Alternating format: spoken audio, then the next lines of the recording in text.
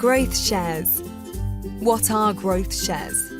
Growth shares isn't a technical term, but refers to a tax-efficient means for employees to acquire an interest in a company without a substantial initial outlay. Growth shares are a good option where an EMI or CSOP is not available and the employer would still like to offer a tax-efficient option. With a growth share scheme, a new class of shares is established, which participate in the company above a certain value. This value, often referred to as the hurdle, is typically set at the current value of the business. The growth shares only gain value as the company grows beyond the hurdle. Why might we want to consider growth shares? Because the hurdle is a level generally equal to or just above the current market value of the company. The value of this new class of shares is usually quite low, making them a more affordable option for employees to buy shares outright. Another benefit of growth shares is that because employees purchase the shares at full market value, they avoid income tax and only pay capital gains tax on exit. In some circumstances, it may be possible to qualify for entrepreneurs' relief, which would reduce the tax rate to 10%. With growth shares, employees can also benefit from shareholder status, meaning they can get the right to vote and they can also receive a dividend, which is not something granted by options. Employers also benefit. Growth shares provide a compelling employee incentive. The more the company grows, the higher the value of the shares. When do employees receive the money from shares? With growth shares, employees can either receive money on exit or at a certain event.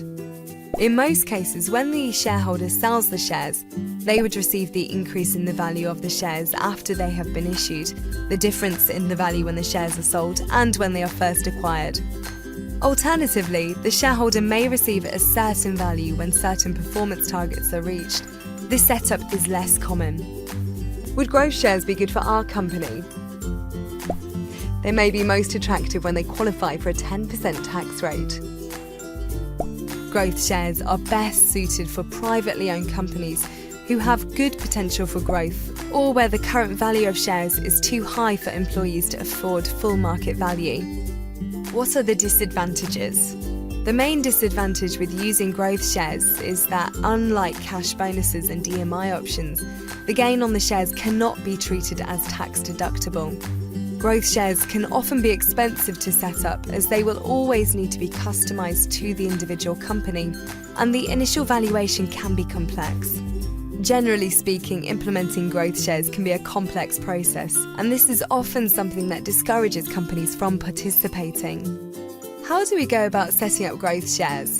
The first step of setting up growth shares would be to approach an advisor who would be able to do a diagnosis of the nature of the company, how much it costs to implement growth shares, and how this can be worked into your business model.